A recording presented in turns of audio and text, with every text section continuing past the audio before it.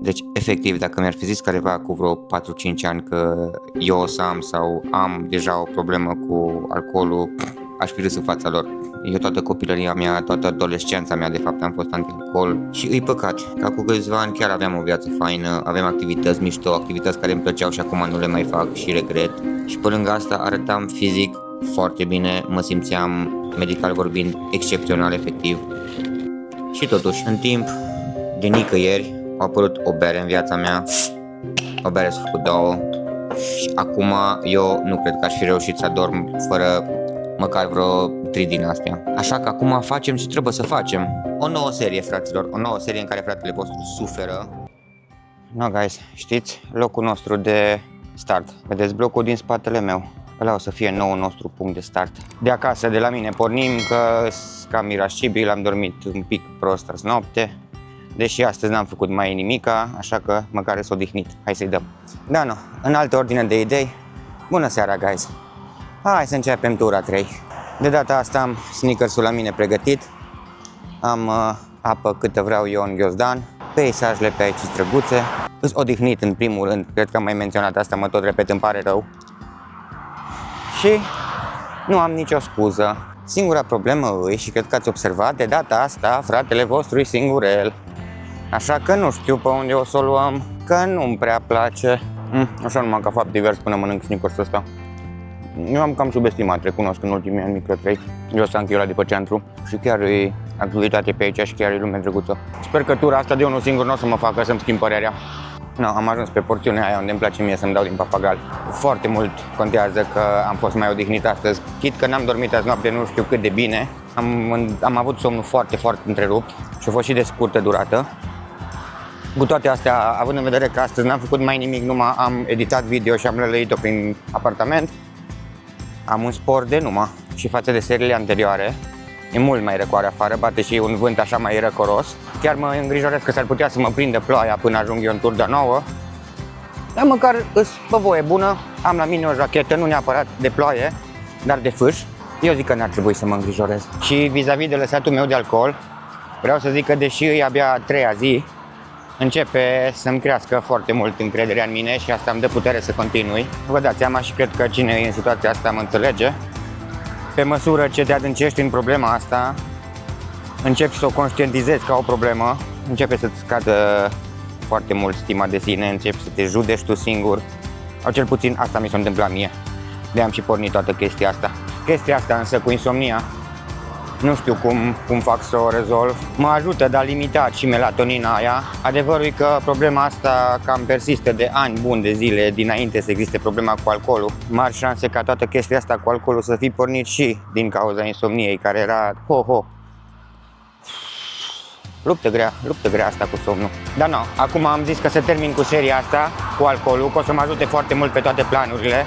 Dacă ai cut it off, pur și simplu. Și după ce mă întorc din Asia, o să apelez la un profesionist și la recomandările și sfaturile lui sau ale dânsei. Și dacă tot am pomenit de chestia asta, sincer să vă zic, așa ar fi trebuit de la bun început să încep inclusiv seria asta cu alcoolul. Mai întâi să cer sfaturi și recomandări din partea unui specialist, adică unui medic psihiatru. Și asta vă recomand cu tărie și vouă, înainte să luați măsuri, că s-ar putea să vă dați fail pentru simplu fapt că nu aveți instrumentele necesare, pentru că nu aveți de unde să știți. Eu am avut un pic mai mult tupeu să mă pornesc la drum pentru că am în spate o facultate de medicină, la fel ca un medic psihiatru, doar că cunoștințele mele sunt mult limitate față de ale lui. Însă sper ca cunoștințele mele limitate în sensul psihiatriei să fie suficiente ca să mă descurc, să mă ajut pe mine. Și de ce insist pe chestia asta? Pentru că, cum am menționat anterior, există mari șanse să nu vă iasă și să nu puteți să stăpâniți pe cont propriu toată chestia asta și să nu înțelegeți prin ce treceți. Și e foarte, foarte, foarte normal. Și aici apare necesitatea apelării la ajutor specializat. Vă rog eu. Mulțumesc. Și dacă v-ați întrebat, de data asta nu am mai luat-o prin boschet, având în vedere că singur mi-e fucking frică. Și am luat-o pe principală, în dreptul benzinăriei MOL și mă îndrept de data asta cu pași rapizi spre Dedeman, zona Aușan-Dedeman. Și chiar mă bucur că am început seria asta pentru că chiar nu aveam deloc stare. Dați seama, dacă aș fi stat în apartament așa, mă prindem să capacele 3 ore pe zi. No, practic mi-am găsit ocupație, că altfel stăteam acolo și nebuneam de unul singur efectiv. Sau cedeam. Ați văzut în primele 2 episoade că nicio altă activitate nu intră. Trag de mine să meditez clipurile pentru că v-am promis. Și pentru că vreau să mă țin de cuvânt în primul rând vis-a-vis de mine cu toată combinația asta cu umblatul. Da, din păcate având în vedere că eu nu prea le dorm, sau când le dorm super haotic și aiurea, cred că încep imediat să delirez, să vorbesc aiurea, să, nu știu, nu neapărat acum, dar în locurile care urmează. Simt. Dar nu, încerc să-mi păstrez coerența pe aici cum pot și eu. Nu, hai că, așa, dintr-o pălăvrăgeală în alta, am trecut și noi podul și acum ne îndreptăm spre centru. Hai că tura asta e ușoară. Au renovat oamenii ăștia, rudenii mei, clădirea poliției și arată chiar mișto. Adică e așa modernizată, chestii minuni, are LED-uri cu tricolor, Sanchi. Bă, măcar se înfrumusețează chestii. Ocolim un pic centru cu nonșalanță, doar pentru că putem. Și aici am lângă mine fosta Casa Armatei, actualmente transformată în local. E domeniu privat, nu știu cât se vede pe filmare. Și cred că dacă nu mă înșel, vis-a-vis erau căminele pentru soldați. Doamne, dar ce mult mă ajută faptul că a apărut out of nowhere briza asta răcoroasă. S-a schimbat situația drastic, vreau să vă zic. Ieri în continuu mă plângeam, bine, eram și terminat, că am avut o zi super lungă. Dar în continuu m-am plâns, i-am rupt capul, așa nici capul i-am făcut la Ionel. Poate de aia nici nu mai venit azi cu mine în plimbare. No, hai că, așa încetuc, fără să ne agităm prea tare, am ajuns în dreptul liceului meu, Colegiul Național Mihai Viteazu, din Turda. Acolo a absolvit fratele vostru. Și în continuare ținem principala. Of, că acum nu mi-a picat fisa. Știți ce ar fi interesant? Să mă cântăresc și să văd cât slăbesc. Perioada asta, seria asta, cât timp eu umblu de nebun teleleu în tot orașul. Poate am o șansă să-mi revină pătrățelele. No, am găsit aici un podeț mic de tablă și nu știu exact unde mă scoate. Sper că nu mă pierd în ultimul hal.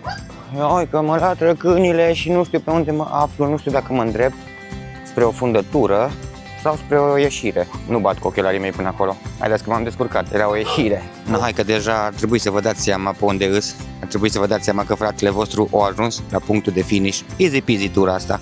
Acum tot eu trebuie să mai găsesc o băncuță, să mă cilesc și eu să fumez o țigară. N-am băut nici măcar o gură de apă până aici. Trebuie să-mi desfac apa. Stau și eu un pic jos și după aia ne pornim înapoi. Deci ar fi să mă pun chiar acolo la principale, zici că aștept ocazia. Nu, aș putea să mă duc și într-unul din foișoarele astea să mă pun jos de unul singur, dar mi se pare ușor creepy. Păi până la urmă tot în foișor am decis să mă duc. Am mai mult spațiu aici, m-am asigurat în primul rând că nu doarme nimeni aici, no, pui mei, să mai întâmplă. Și acum mă gândeam că chiar dacă e o oră târzie, eu mă simt foarte în siguranță și feeling-ul ăsta l-am avut și în liceu. Chiar acum începe să mă lovească un pic nostalgia. Eu veneam aici destul de frecvent, mai ales pe clasa 12-a. Amintiri din copilărie. Ioi, pe guys, am uitat să vă zic cât a fost ceasul când am pornit. Am pornit în jur de ora 9, 9 și un pic, poate chiar 9 jumate. Acum e 10 jumate. Am avut un pace chiar bun. Problema e că nu m-am obosit cum mă oboseam serile anterioare, așa că preconizez că în seara asta o să-mi fie ușor mai greuț, dar o contează, I'm standing strong. Na, și dacă mă țin eu aici tare că nu s-a obosit, hai să mă obosesc, hai să ne întoarcem înapoi. Să nu mai zăbovim acolo în foișor. Și de data asta la întoarcere o să o luăm pe centru, pe aici, pe la Luminițe. Vă place? No, dacă m-am grăbit când m-am dus încolo, măcar acum să vă arăt un pic centrul orașului. Uite, vă duc așa frumos prin pasajul ăsta și ne îndreptăm spre Profi, că am o idee. M-am oprit să-mi iau o pungă imensă de pufuleți, pentru că ronțăiam la pufuleți non-stop în timp ce mă jucam pe PlayStation. Și acum guess what? O să mă opresc pe la părinți și o să mă joc pe PlayStation în camera mea din copilărie. Să trecem așa, frumos drumul să nu ne calci nicio mașină, oricum e gol. Și mă îndrept spre casă, casa mea originală, de OG. Aici în centru la părinți, fentez traseul ăsta, l-am fentat și la început, îl fentez și la final. Bă, măcar ideea e că am ajuns la punctul de finish și am pornit foarte aproape de punctul de start. Mi-am onorat tura, trăiască apa minerală. No, guys, am ajuns, tura s-a încheiat, la mine în curte. Jachitul săracul sără aici pe mine, abia aștept să-l smotocesc și după aia să mă duc la somn. Hai, v-am pupat, ne vedem la tura de mâine.